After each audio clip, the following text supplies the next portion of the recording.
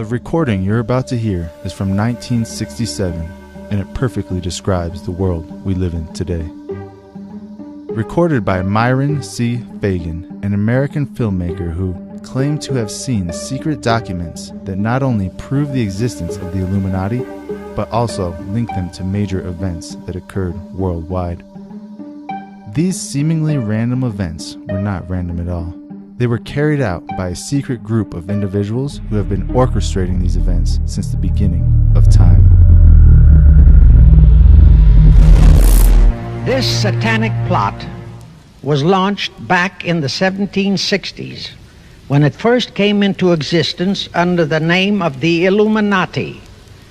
This Illuminati was organized by one Adam Weishaupt, born a Jew, who was converted to Catholicism and became a Catholic priest, and then, at the behest of the then newly organized House of Rothschild, defected and organized the Illuminati.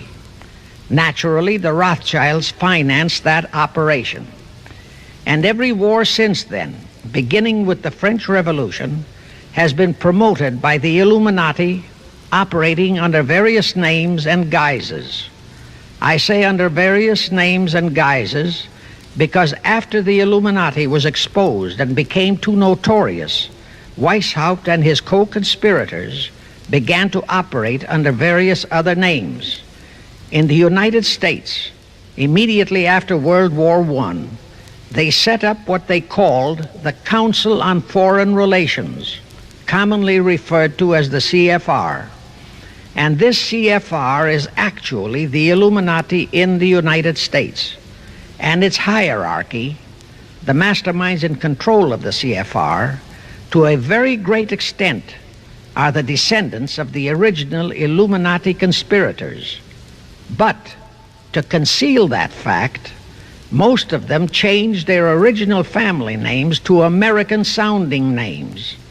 For example, the true name of the Dillons, Clarence and Douglas Dillon, once Secretary of the U.S. Treasury Department, is Lepowski. I'll come back to all this later. There is a similar establishment of the Illuminati in England, operating under the name of the British Institute of International Affairs. There are similar secret Illuminati organizations in France, Germany, and other nations operating under different names. And all these organizations, including the CFR, continuously set up numerous subsidiary or front organizations that are infiltrated into every phase of the various nations' affairs. But at all times, the operations of these organizations were and are masterminded and controlled by the internationalist bankers, who in turn were and are controlled by the Rothschilds. One branch of the Rothschild family had financed Napoleon. Another branch of the Rothschilds, both branches the real masterminds of the Illuminati, financed Britain, Germany, and the other nations in the Napoleonic Wars. Immediately after the Napoleonic Wars, the Illuminati assumed that all the nations were so destitute and so weary of wars that they'd be glad for any solution. So the Rothschild stooges set up what they called the Congress in Vienna, and at that meeting they tried to create the first League of Nations, their first attempted one world government, on the theory that all the crowned heads of the European governments were so deeply in debt to them that they would willingly or unwillingly serve as their stooges. But the Tsar of Russia caught the stench of the plot and completely torpedoed it. The enraged Nathan Rothschild, then the head of that dynasty, vowed that someday he or his descendants would destroy the Tsar and his entire family. And his descendants did accomplish that very threat in 1917. At this point, bear in mind that the Illuminati was not set up to operate on a short-range basis. Normally, a conspirator of any type enters into a conspiracy with the expectation of achieving his objective during his own lifetime. But that was not the case with the Illuminati. True, they hoped to accomplish their objective during their lifetime. But, paraphrasing The Show Must Go On, the Illuminati operates on the very long-range basis. Whether it will take scores of years or even centuries, they have dedicated their descendants to keep the plot boiling until they hope the conspiracy is achieved. Now let's go back to the birth of the Illuminati. Adam Weishaupt was a Jesuit-trained professor of canon law, teaching in Ingolstadt University when he defected from Christianity to embrace the Luciferian conspiracy. It was in 1770 that the professional moneylenders, the then recently organized House of Rothschild, retained him to revise and modernize the age-old protocols of Zionism, which from the outset was designed to give the synagogue of Satan, so named by Jesus Christ, ultimate world domination, so they could impose the Luciferian ideology upon what would remain of the human race after the final social cataclysm by use of satanic despotism. Weishaupt completed his task May 1st, 1776.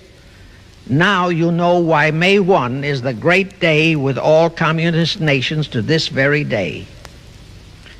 That was the day, May 1, 1776, that Weishaupt completed his plan and officially organized the Illuminati to put the plan into execution.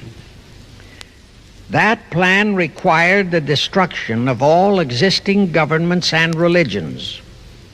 That objective was to be reached by dividing the masses of people whom he, Weishaupt, termed goyim, or human cattle, into opposing camps in ever-increasing numbers on political, social, economic, and other issues, the very conditions we have in our country today.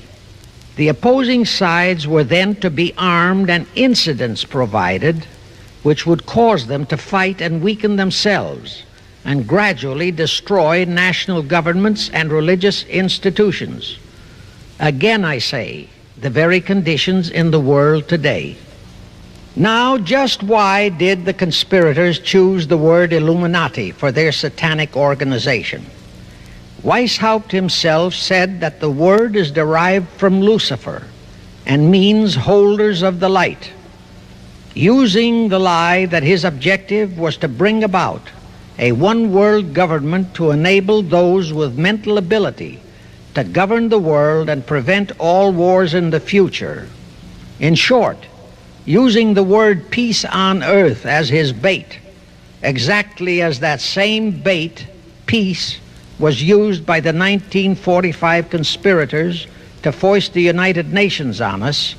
Weishaupt, financed, I repeat, by the Rothschilds, recruited some 2,000 paid followers. These included the most intelligent men in the fields of arts and letters, education, the sciences, finance, and industry. He then established lodges of the Grand Orient, Masonic lodges, to be their secret headquarters. And I again repeat that in all of this he was acting under orders from the House of Rothschild. The main features of the Weishaupt plan of operation required his Illuminati to do the following things to help them to accomplish their purpose. Number one, use monetary and sex bribery to obtain control of men already in high places in the various levels of all governments and other fields of endeavor. Once influential persons had fallen for the lies, deceits, and temptations of the Illuminati, they were to be held in bondage by application of political and other forms of blackmail, threats of financial ruin, public exposure and physical harm, even death, to themselves and loved members of their families. Do you realize how many present top officials in our federal government in Washington are controlled in just that way by the CFR?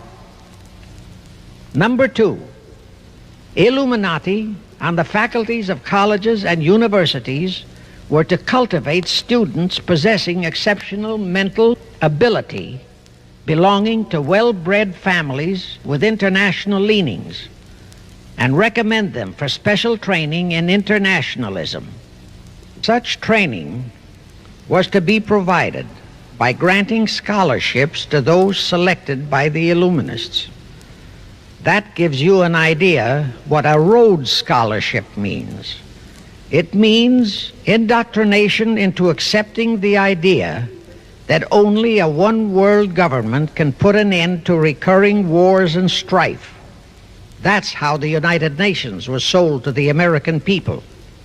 All such scholars were to be first persuaded and then convinced that men of special talent and brains have the right to rule those less gifted on the ground that the masses don't know what is best for them physically, mentally, and spiritually.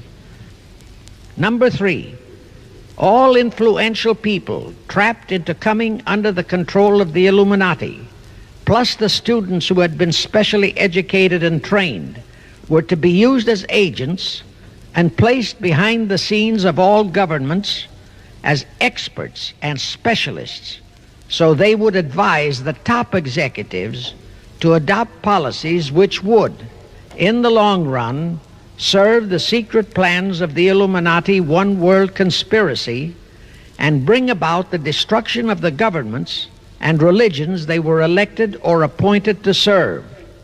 Number four, perhaps the most vital directive in Weishaupt's plan was to obtain absolute control of the press, at that time the only mass communications media, to distribute information to the public, so that all news and information could be slanted, so that the masses could be convinced that a one-world government is the only solution to our many and varied problems. Now do you know who owns and controls our mass communications media? I'll tell you, practically all the movie lots in Hollywood is owned by the Lehmans, Kuhn Loeb and Company, Goldman Sachs, and other internationalist bankers. All the national radio and TV channels in the nation are owned and controlled by those same internationalist bankers. The same is true of every chain of metropolitan newspapers and magazines, also of the press wire services, such as Associated Press, United Press International, etc. The supposed heads of all those media are merely the fronts for the internationalist bankers, who in turn compose the hierarchy of the CFR, today's Illuminati in America. Now can you understand why the Pentagon's press agent Sylvester so brazenly proclaimed that the government has the right to lie to the people? What he really meant was that our CFR-controlled government had the power to lie to and be believed by the brainwashed American people. And let's again go back to the first days of the Illuminati. Because Britain and France were the two greatest world powers in the late years of the 18th century, Weishaupt ordered the Illuminati to foment the colonial wars, including our Revolutionary War, to weaken the British Empire and organize the French Revolution to destroy the French Empire. He scheduled the French Revolution to start in 1789. However, in 1784, a true act of God placed the Bavarian government in possession of evidence which proved the existence of the Illuminati, and that evidence could have saved France if they, the French government, hadn't refused to believe it. Here is how that act of God happened. It was in 1874 that Weishaupt issued his orders for the French Revolution. A German writer named Zwack put it into book form. It contained the entire Illuminati story and Weishaupt's plans. A copy of this book was sent to the Illuminists in France, headed by Robespierre, whom Weishaupt had delegated to foment the French Revolution. The courier was struck and killed by lightning as he rode through Ralston on his way from Frankfurt to Paris. The police found the subversive documents on his body and turned them over to the proper authorities. After careful study of the plot, the Bavarian government ordered the police to raid Weishaupt's newly organized lodges of the Grand Orient and the homes of his most influential associates. All additional evidence thus discovered convinced the authorities the documents were genuine copies of the conspiracy by which the Illuminati planned to use wars and revolutions to bring about the establishment of a one-world government, the powers of which they, headed by the Rothschilds, intended to usurp as soon as it was established, exactly in line with the United Nations plot of today. In 1785, the Bavarian government outlawed the Illuminati and closed the lodges of the Grand Orient. In 1786, they published all the details of the conspiracy.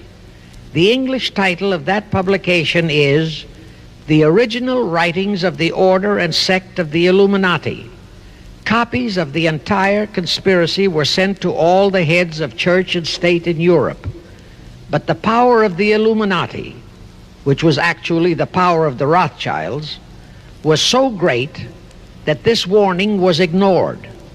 Nevertheless, Illuminati became a dirty word, and it went underground. At the same time, Weishaupt ordered Illuminists to infiltrate into the lodges of Blue Masonry and form their own secret societies within all secret societies. Only Masons who proved themselves internationalists and those whose conduct proved they had defected from God were initiated into the Illuminati. Thenceforth, the conspirators donned the cloak of philanthropy and humanitarianism to conceal their revolutionary and subversive activities. In order to infiltrate into Masonic lodges in Britain, Weishaupt invited John Robison over to Europe. Robison was a high-degree Mason in the Scottish Rite. He was a professor of natural philosophy at Edinburgh University and secretary of the Royal Society of Edinburgh. Robison did not fall for the lie that the objective of the Illuminati was to create a benevolent dictatorship, but he kept his reactions to himself so well that he was entrusted with a copy of Weishaupt's revised conspiracy for study and safekeeping. Anyway, because the heads of state and church in France were deluded into ignoring the warnings given them, the revolution broke out in 1789 as scheduled by Weishaupt. In order to alert other governments to their danger, in 1798 Robison published a book entitled Proof of a Conspiracy to Destroy All Governments and Religions. But his warnings were ignored, exactly as our American people have been ignoring all warnings about the United Nations and the Council on Foreign Relations, the CFR. Now here is something that will stun and very likely outrage many who hear this, but there is documentary proof that our own Thomas Jefferson and Alexander Hamilton became students of Weishaupt's. Jefferson was one of Weishaupt's strongest defenders when he was outlawed by his government. And it was Jefferson who infiltrated the Illuminati into the then newly organized lodges of the Scottish Rite in New England. Here is the proof. In 1789, John Robison warned all Masonic leaders in America that the Illuminati had infiltrated into their lodges. And on July 19, 1789, David Papin, president of Harvard University, issued the same warning to the graduating class and lectured them on the influence Illuminism was acquiring on American politics and religion. And to top it off, John Quincy Adams, who had organized the New England Masonic lodges, issued his warnings. He wrote 3 letters to Colonel William L. Stone, a top Mason, in which he exposed how Jefferson was using Masonic lodges for subversive, Illuministic purposes. Those 3 letters are at this very time in Rittenberg Square Library in Philadelphia. In 1826, one Captain William Morgan decided it was his duty to inform all Masons and the general public what the full truth was regarding the Illuminati, their secret plans and intended objectives. Also revealed the identities of the masterminds of the conspiracy. The Illuminati promptly tried Morgan in absentia and convicted him of treason. They ordered one Richard Howard, an English Illuminist, to carry out their sentence of execution as a traitor. Morgan was warned and he tried to escape to Canada, but Howard caught up with him near the border, near the Niagara Gorge, to be exact, where he murdered him. This was verified in a sworn statement made in New York by one Avery Allen to the effect that he heard Howard render his report of the execution to a meeting of Knights Templars in St. John's Hall, New York. He also told how arrangements had been made to ship Howard back to England. That Allen affidavit is on record in New York City archives. Very few Masons and very few of the general public know that general disapproval over that incident of murder caused approximately half of all the Masons in the northern jurisdiction of the United States to secede. Copies of the minutes of the meeting held to discuss that matter are still in existence in safe hands, and that all that secrecy emphasizes the power of the masterminds of the Illuminati to prevent such terrible events of history from being taught in our schools. The Rothschilds decided that to keep the plot alive, they'd have to do it by heightening their control of the money systems of the European nations. Earlier, by a ruse, the outcome of the Battle of Waterloo had been falsified. Rothschild had spread a story that Napoleon had won that battle. That had precipitated a terrific panic on the stock market in England. All stocks had plummeted down to practically zero, and Nathan Rothschild bought all the stocks for virtually a penny on its dollar values. That gave him complete control of the economy of Britain and virtually of all Europe. So immediately after that Congress in Vienna had boomeranged, Rothschild forced Britain to set up a new Bank of England, which he absolutely controlled.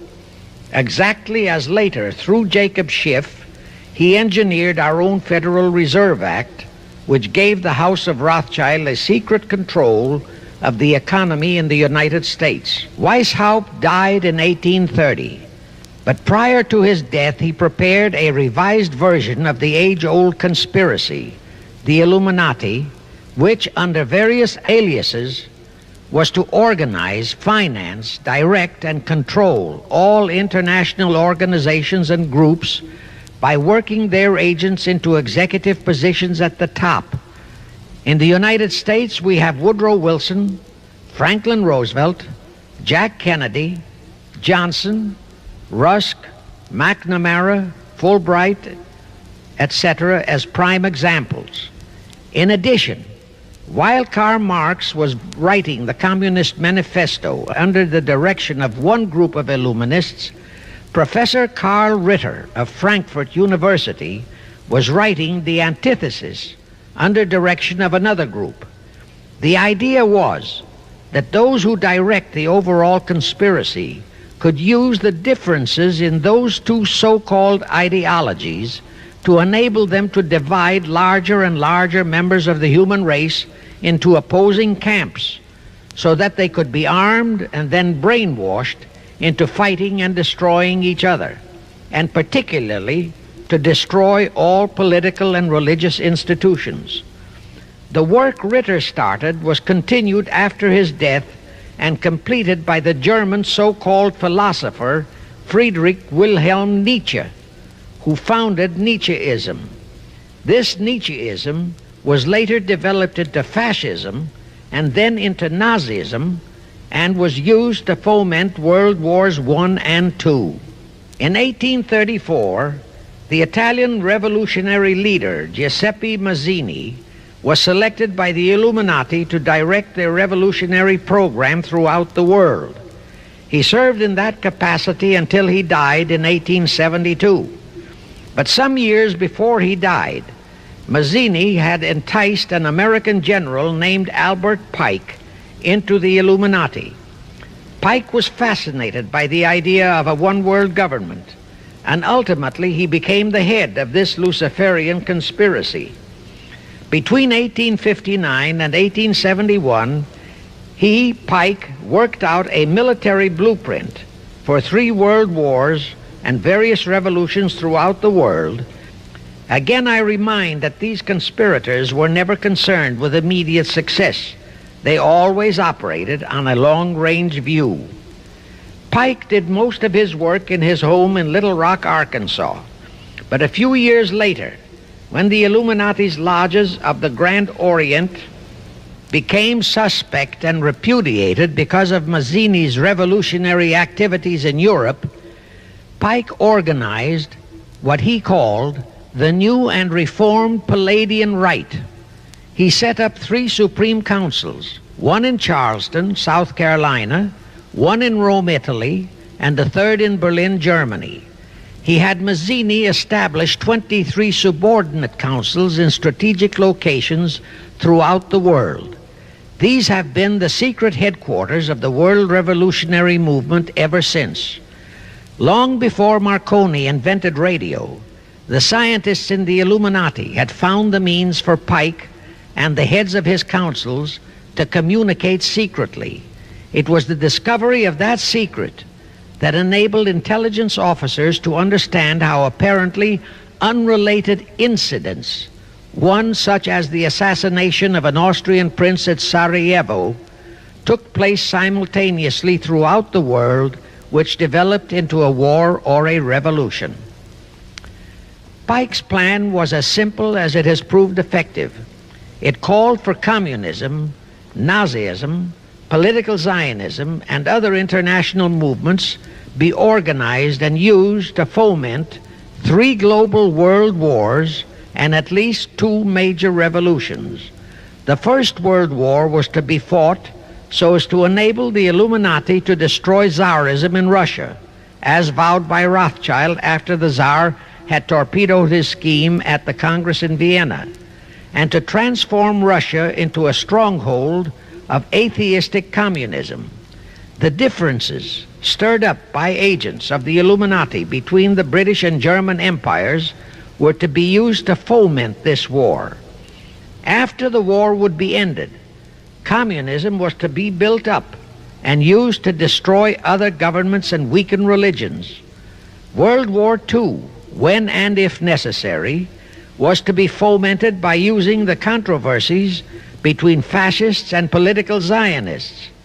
And here let it be noted that Hitler was financed by Krupp, the Warburgs, the Rothschilds, and other internationalist bankers, and that the slaughter of the supposed 600,000 Jews by Hitler didn't bother the Jewish internationalist bankers at all.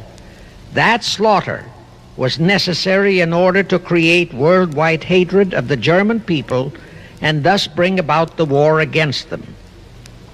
In short, this Second World War was to be fought to destroy Nazism and to increase the power of political Zionism so that the State of Israel could be established in Palestine. As we know now, Roosevelt, Churchill, and Stalin put that exact policy into effect, and Truman, Eisenhower, Kennedy, and Johnson continued that same exact policy. World War III is to be fomented by using the so-called controversies the agents of the Illuminati, operating under whatever new name, are now stirring up between the political Zionists and the leaders of the Muslim world. That war is to be directed in such a manner that all of Islam and political Zionism, Israel, will destroy each other, while at the same time the remaining nations, once more divided on this issue, will be forced to fight themselves into a state of complete exhaustion, physically, mentally, spiritually, and economically.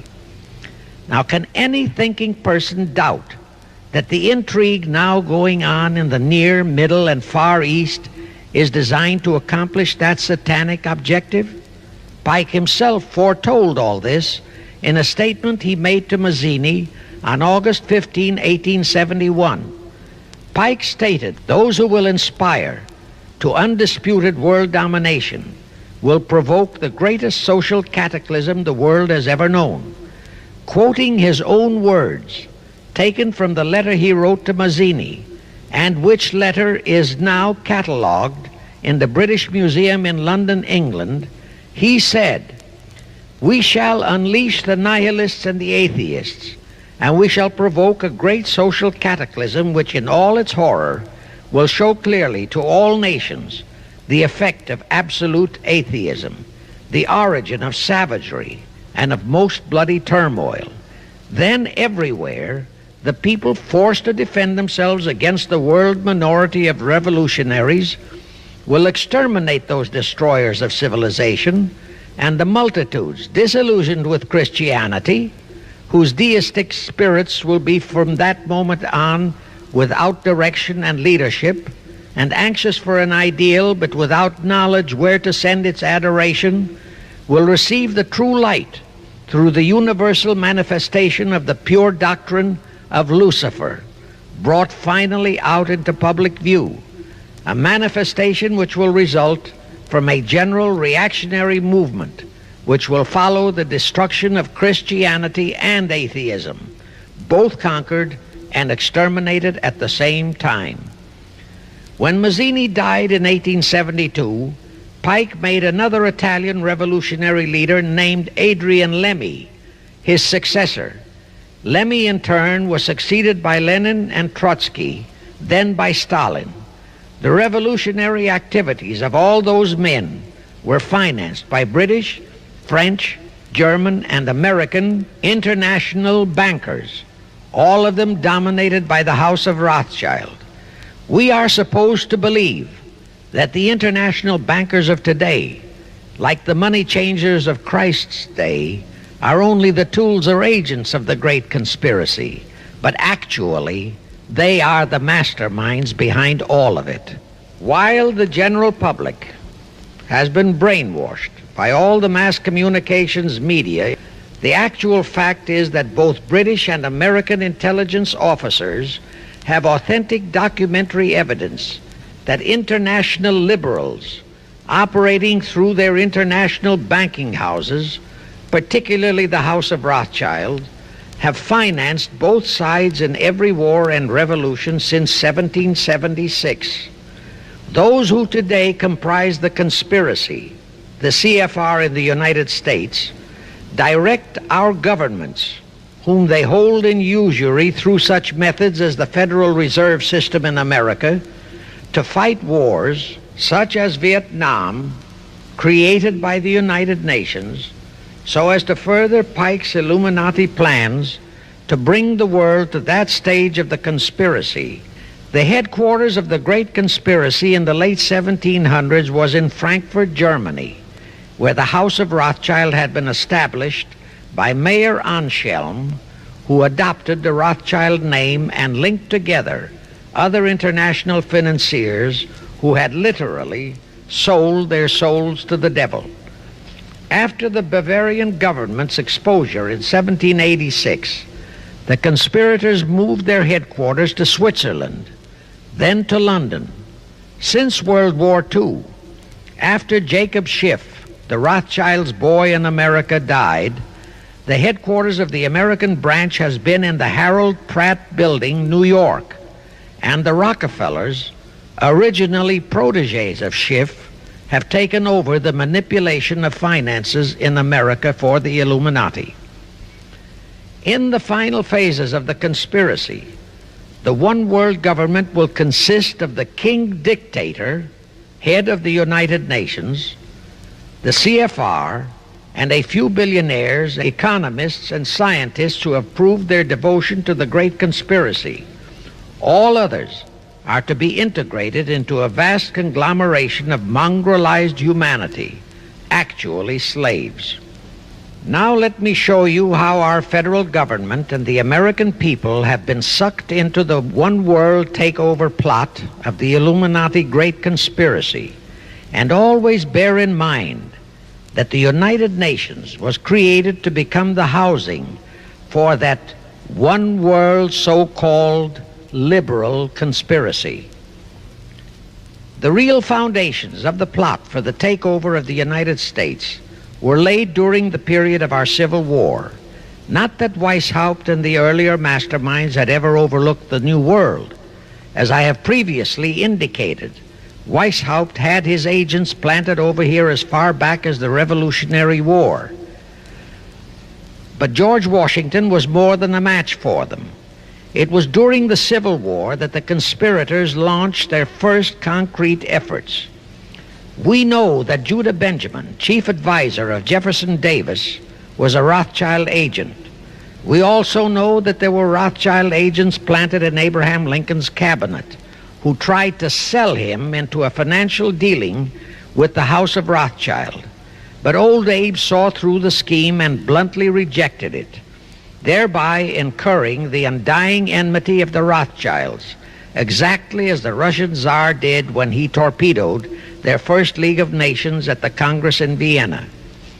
Investigation of the assassination of Lincoln revealed that the assassin, Booth, was a member of a secret conspiratorial group.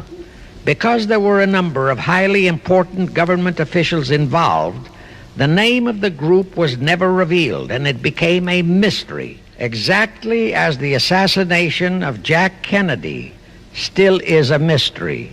The ending of the Civil War destroyed, temporarily, all chances of the House of Rothschild to get a clutch on our money system, such as they had acquired in Britain and other nations in Europe. I say temporarily because the Rothschilds and the masterminds of the conspiracy never quit. So they had to start from scratch, but they lost no time in getting started. Shortly after the Civil War, a young immigrant who called himself Jacob H. Schiff arrived in New York. Jacob was a young man with a mission for the House of Rothschild. Jacob was the son of a rabbi, born in one of Rothschild's houses in Frankfurt, Germany. I won't go deeply into his background. The important point is that Rothschild recognized in him not only a potential money wizard, but more important, he also saw the latent Machiavellian qualities in Jacob that could, as it did, make him an invaluable functionary in the great one-world conspiracy. After a comparatively brief training period in the Rothschilds' London bank, Jacob left for America with instructions to buy into a banking house, which was to be the springboard to acquire control of the money system of the United States. Actually, Jacob came here to carry out 4 specific assignments. Number 1, and most important, was to acquire control of America's money system. Number 2, find desirable men who, for a price, would be willing to serve as stooges for the great conspiracy and promote them into high places in our federal government, our Congress, in the U.S. Supreme Court, and all federal agencies. Number 3, create minority group strife throughout the nations, particularly between whites and blacks. Number 4, create a movement to destroy religion in the United States, but Christianity to be the chief target. Now, the vast majority of the American people think that the Federal Reserve System is a United States government-owned agency. That is positively false. All of the stock of the Federal Reserve banks is owned by the member banks, and the heads of the member banks are all members of the hierarchy of the great Illuminati conspiracy known today as the CFR. The details of that act of treason in which many traitorous so-called Americans participated are far too long for this recording. Now, if you think that those aliens and their by accident of birth American co-conspirators would be content with just the control of our money system, you're in for another very sad shock. The Federal Reserve System gave the conspirators complete control of our money system, but it in no way touched the earnings of the people, because the Constitution positively forbids what is now known as the 20% withholding tax. But the Illuminati blueprint for one world enslavement called for the confiscation of all private property and control of individual earning powers. This, and Karl Marx stressed that feature in his blueprint, had to be accomplished by a progressive graduated income tax. As I stated, such a tax could not lawfully be imposed upon the American people. It is succinctly and expressly forbidden by our Constitution. Thus, only an amendment to the Constitution could give the federal government such confiscatory powers. Well, that too was not an insurmountable problem for our Machiavellian plotters. The same elected leaders in both houses of Congress and the same Mr. Woodrow Wilson, who signed the infamous Federal Reserve Act into law, amended the Constitution to make the federal income tax, known as the 16th Amendment, a law of the land. Both are illegal under our Constitution. In short, the same traitors signed both betrayals, the Federal Reserve Act and the 16th Amendment, into law. However, it seems that nobody ever realized that the 16th Amendment was set up to rob, and I do mean rob, the people of their earnings via the income tax provision. The plotters didn't fully use that provision until World War II, when that great humanitarian, Franklin Roosevelt, applied a 20% withholding tax on all small wage earners and up to 90% on higher incomes. Oh, of course, he faithfully promised that it would be only for the duration of the war. But what was a promise to such a charlatan who in 1940, when he was running for his third term, kept proclaiming, "I say again and again and again that I will never send American boys to fight on foreign soil"? Remember? He was proclaiming that even as he was already preparing to plunge us into World War II by enticing the Japanese into that sneak attack on Pearl Harbor to furnish him with his excuse. And before I forget, let me remind you that another charlatan named Woodrow Wilson used exactly that same campaign slogan in 1916. His slogan was, "Re-elect the man who will keep your sons out of the war." Exactly the same formula, exactly the same promises.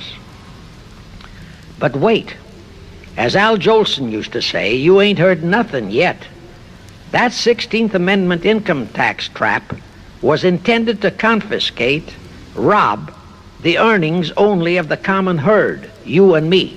It was not intended to even touch the huge incomes of the Illuminati gang, the Rockefellers, the Carnegies, the Lehmans, and all the other conspirators. So together with that 16th Amendment, they created what they called the tax-free foundations. That would enable the conspirators to transform their huge wealth into such so-called foundations and avoid payment of virtually all income taxes. The excuse for it was that the earnings of those tax-free foundations would be devoted to humanitarian philanthropy. So we now have the several Rockefeller foundations, the Carnegie Endowment Fund, the Ford Foundation, the Mellon Foundation, and hundreds of similar tax-free foundations. And what kind of philanthropy do these foundations support? Well, they finance all the civil rights groups that are creating all the chaos and rioting all over the country. In short, the tax-free foundation financed those who are doing the job for the Illuminati great conspiracy. Our CFR Illuminati-controlled federal government can grant tax-free status to all foundations and pro-red one-world outfits, such as the Fund for the Republic. But if you, or a patriotic pro-organization, is too outspokenly pro-American, they can terrify and intimidate you by finding a misplaced comma in your income tax report and by threatening you with penalties, fines, and even prison. Future historians will wonder how the American people could have been so naive and stupid as to have permitted such audaciously brazen acts of treason as the Federal Reserve Act and the 16th Amendment. Well, they were not naive and they were not stupid. The answer is they trusted the men they elected to safeguard our country and our people, and they just didn't have even an inkling about either betrayal until after each one had been accomplished. It was the Illuminati-controlled mass communications media that kept and is keeping our people naive and stupid and unaware of the treason being committed. Now the great question is, when will the people wake up and do to our traitors of today what George Washington and our founding fathers would have done to Benedict Arnold? Actually, Benedict Arnold was a petty traitor compared to our present traitors in Washington. Now let's go back to the events that followed the rape of our Constitution by the passage of the Federal Reserve Act of the 16th Amendment. With Wilson completely under their control, the masterminds of the great conspiracy put in motion their next and what they hoped would be their final steps to achieve their one-world government. The first of those steps was to be World War I. Why war? Simple. The only excuse for a one-world government is that it will supposedly ensure peace. The only thing that can make people cry for peace is war. War brings chaos, destruction, exhaustion, to winner as well as to loser. It brings economic ruin to both. Most important, it destroys the flower of the young manhood of both. To the saddened and heartbroken oldsters, the mothers and fathers, who are left with nothing but memories of their beloved sons, peace becomes worth any price. And that is the emotion upon which the conspirators depend for the success of their satanic plot. Throughout the 19th century, from 1814 to 1914, the world as a whole was at peace.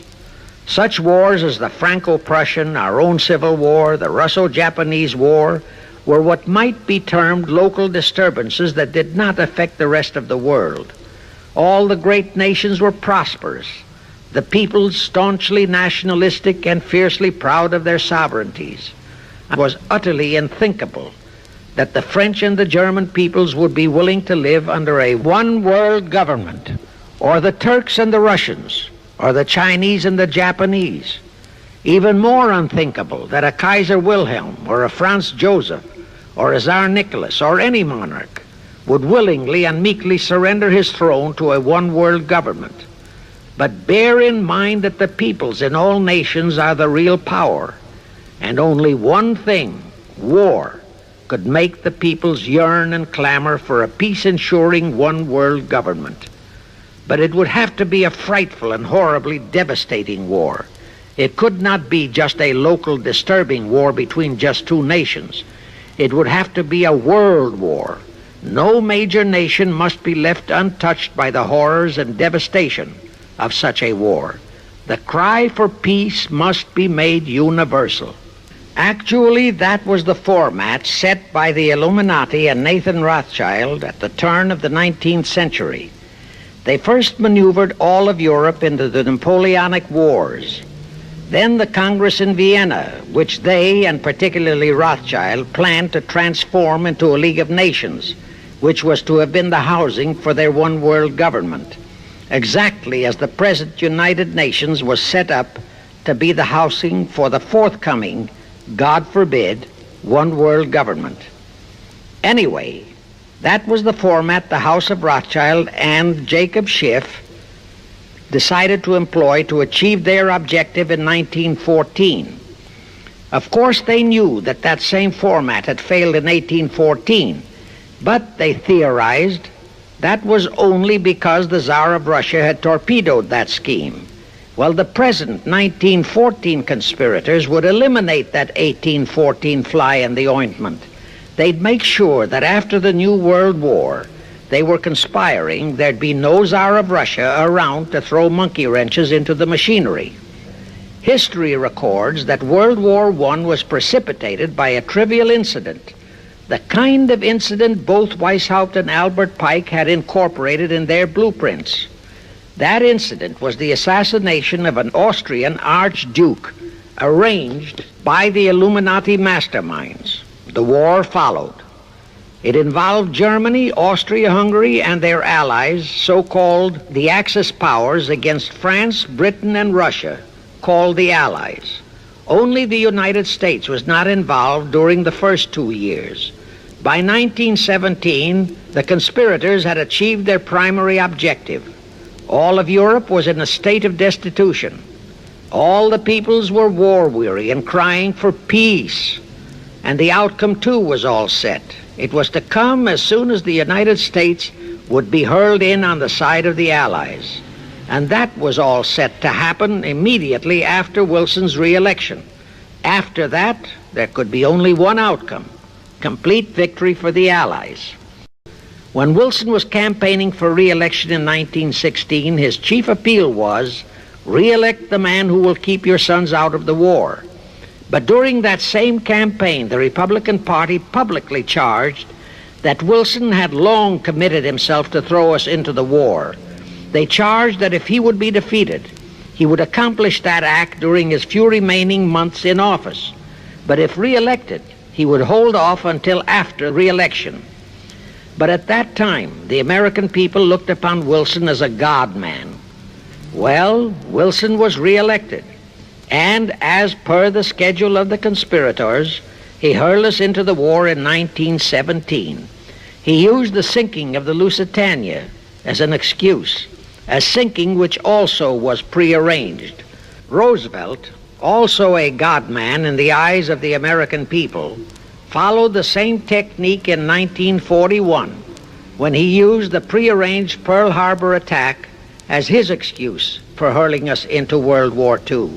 Now, exactly as the conspirators planned, victory for the Allies would eliminate all the monarchs of the defeated nations and leave all their peoples leaderless, confused, bewildered, and perfectly conditioned for the one-world government the great conspiracy intended would follow. But there still would be an obstacle, the same obstacle that had balked the Illuminati and Rothschild at that Congress in Vienna peace gathering after the Napoleonic Wars. Russia would be on the winning side this time, as it was in 1814. Therefore, the Tsar would be securely on his throne. Here it is pertinent to note that Russia, under the Tsarist regime, had been the one country in which the Illuminati had never made any headway, nor had the Rothschilds ever been able to infiltrate their banking interests. Thus, a winning Tsar would be more difficult than ever to cope with. Even if he could be enticed into a so-called League of Nations, it was a foregone conclusion that he would never, but never go for a one-world government. So even before the outbreak of World War I, the conspirators had a plan in the making to carry out Nathan Rothschild's vow of 1814 to destroy the Tsar and also murder all possible royal heirs to the throne. And it would have to be done before the close of the war, and the Russian Bolsheviki were to be their instruments in this particular plot. From the turn of the century, the chiefs of the Bolsheviki were Nikolai Lenin, Leon Trotsky, and later Joseph Stalin. Of course, those were not their true family names. Prior to the outbreak of the war, Lenin headquartered in Paris. After the outbreak, Switzerland became his haven. Trotsky's headquarters were on the Lower East Side in New York, largely the habitat of Russian Jewish refugees. Both Lenin and Trotsky were similarly bewhiskered and unkempt. In those days, that was the badge of Bolshevism. Both lived well, yet neither had a regular occupation. Neither had any visible means of support. yet both always had plenty of money. All those mysteries were solved in 1917. Right from the outset of the war, strange and mysterious goings-on were taking place in New York. Night after night, Trotsky darted furtively in and out of Jacob Schiff's palatial mansion. And in the dead of those same nights, there were gatherings of hoodlums of New York's Lower East Side, all of them Russian refugees, at Trotsky's headquarters, and all were going through some mysterious sort of training process. But it was all shrouded in mystery. Nobody talked, although it did leak out that Schiff was financing all of Trotsky's activities. Then suddenly Trotsky vanished. So did approximately 300 of his trained hoodlums. Actually, they were on the high seas in a Schiff-chartered ship bound for a rendezvous with Lenin and his gang in Switzerland. And on that ship was $20 million in gold. The $20 million Schiff provided to finance the Bolsheviki takeover of Russia. In anticipation of Trotsky's arrival, Lenin prepared to throw a party in his Switzerland hideaway. Men of the very highest places in the world were to be guests at that party.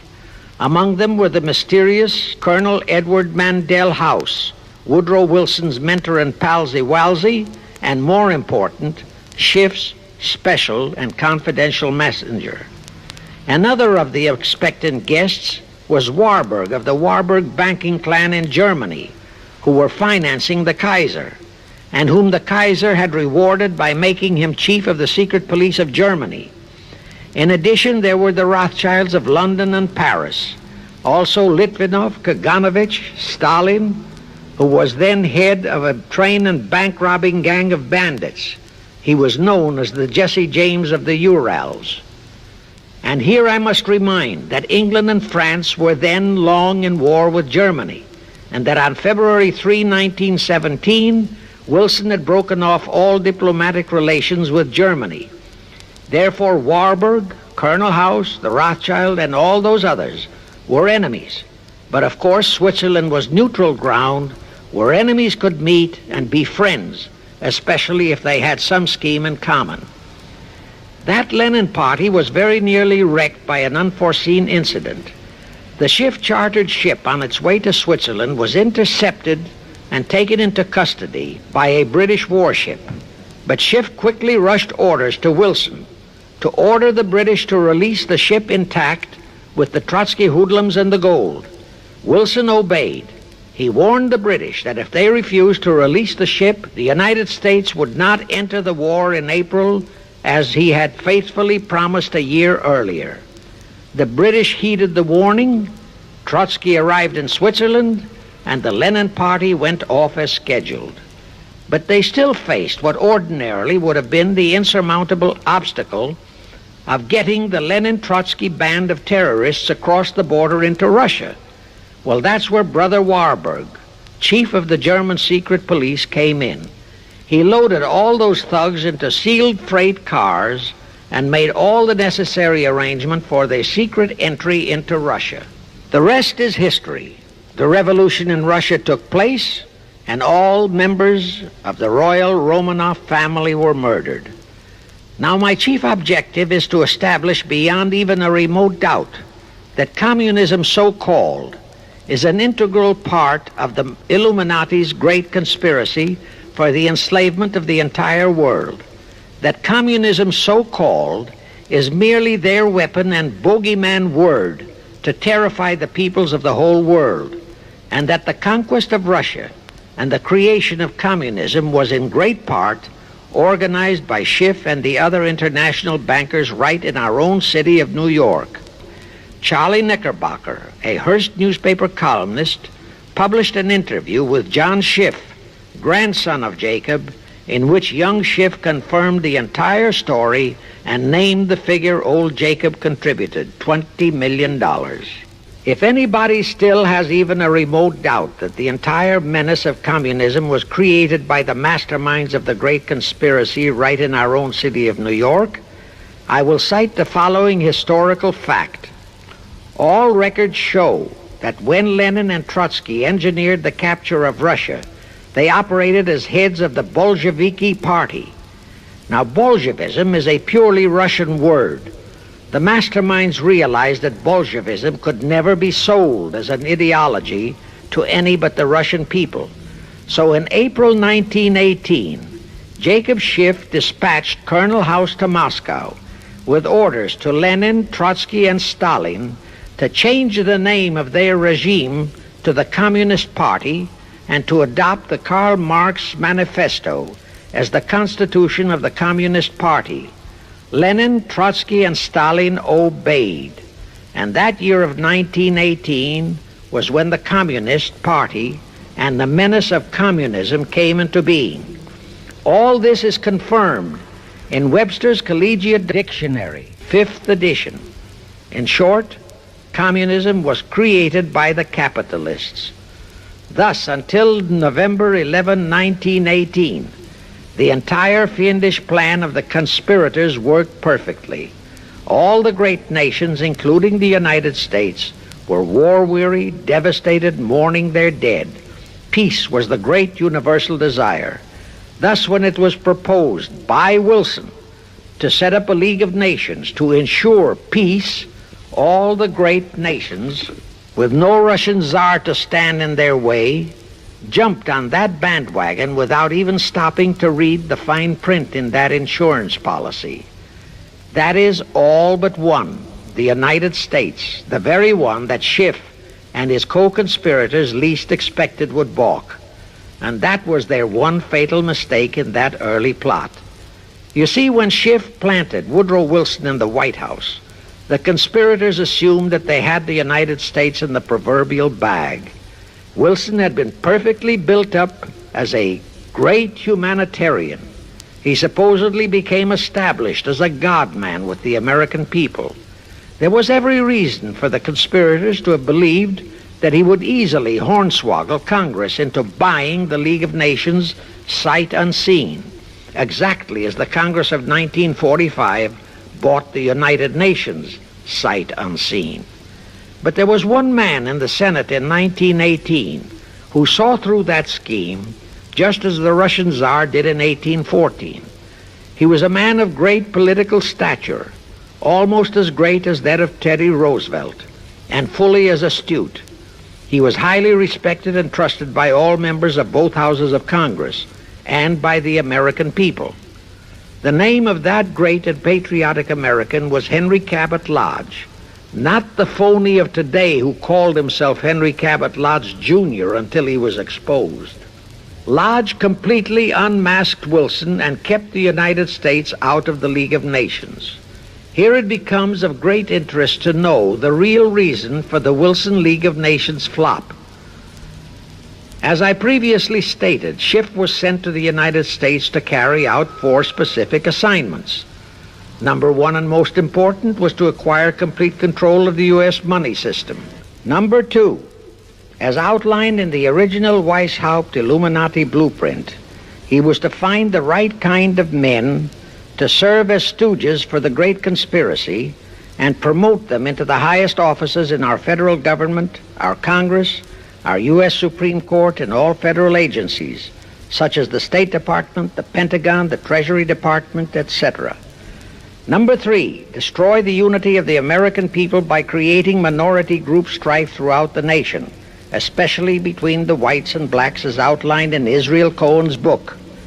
Number 4, create a movement to destroy religion in the United States, with Christianity to be the chief target or victim.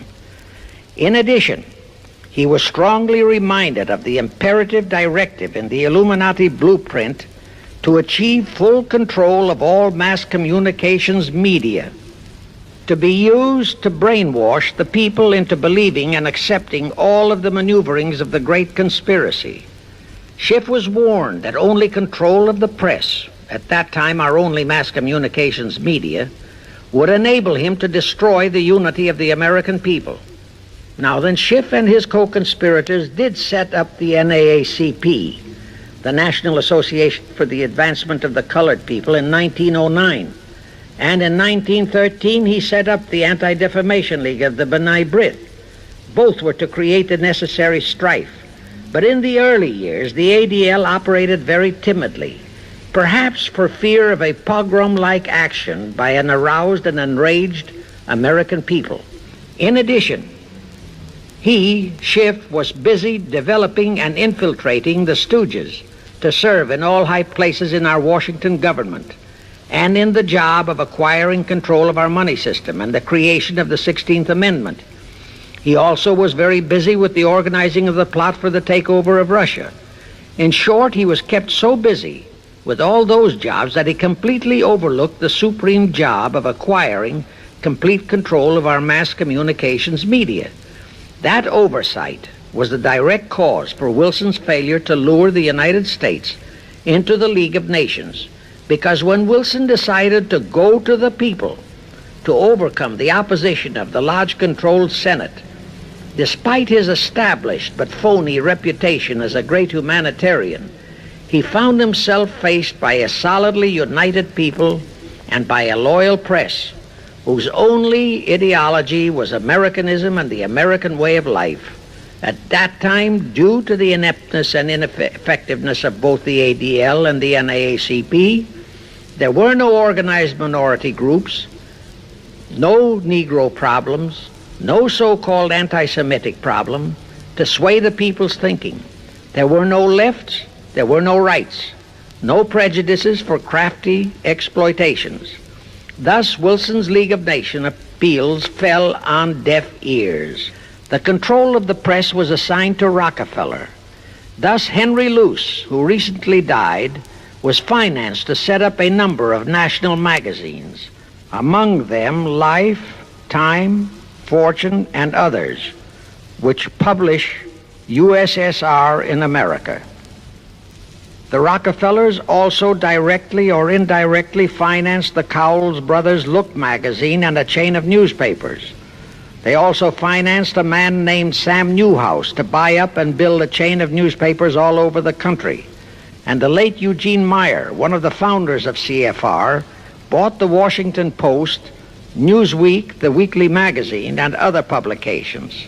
At the same time, CFR began to develop and nurture a new breed of scurrilous columnists and editorial writers, such as Walter Lippmann, Drew Pearson, the Alsops, Herbert Matthews, Irwin Canham, and others of that ilk, who called themselves liberals, who proclaimed that Americanism is isolationism, that isolationism is warmongerism, that anti-communism is anti-Semitism and racism.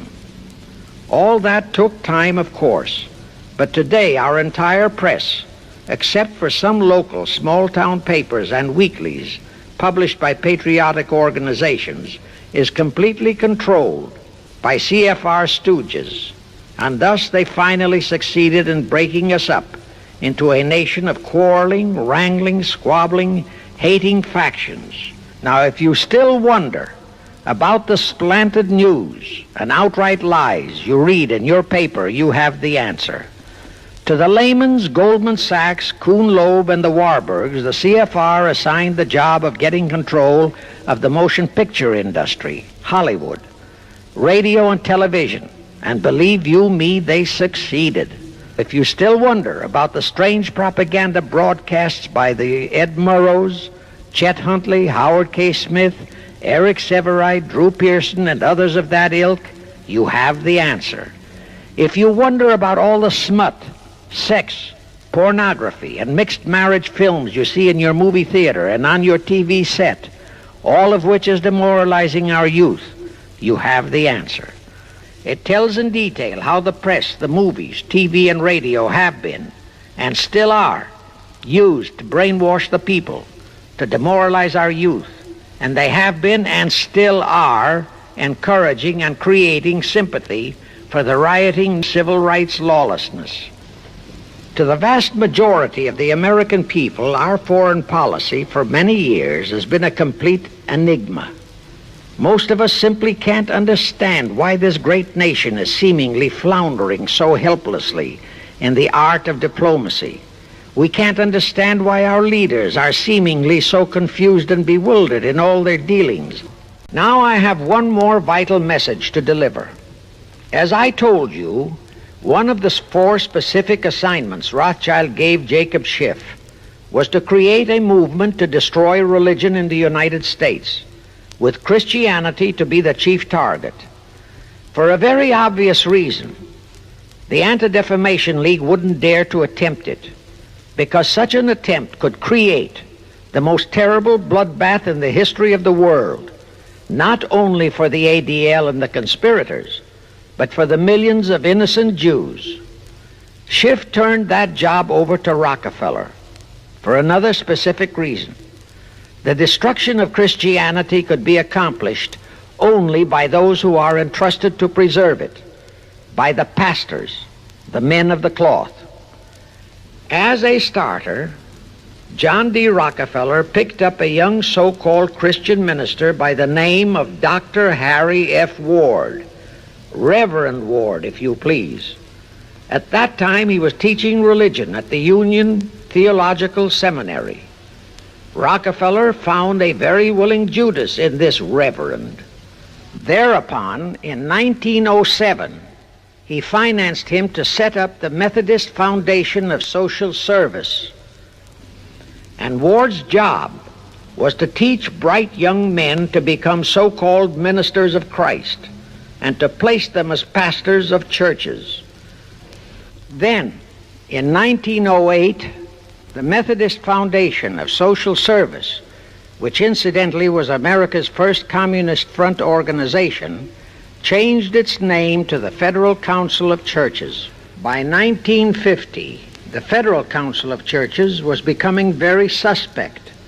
So in 1950, they changed the name to the National Council of Churches. Do I have to tell you more about how this National Council of Churches is deliberately destroying faith in Christianity? I don't think so.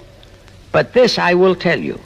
If you are a member of any congregation whose pastor and church are members of this Judas organization, your contributions are helping the Illuminati's plot to destroy your faith in God and Jesus Christ. Thus you are deliberately delivering your children to be indoctrinated with disbelief in God and church, and which can easily transform them into atheists. Find out immediately if your church is a member of the National Council of Churches, and for the love of God and your children, if it is, withdraw from it at once.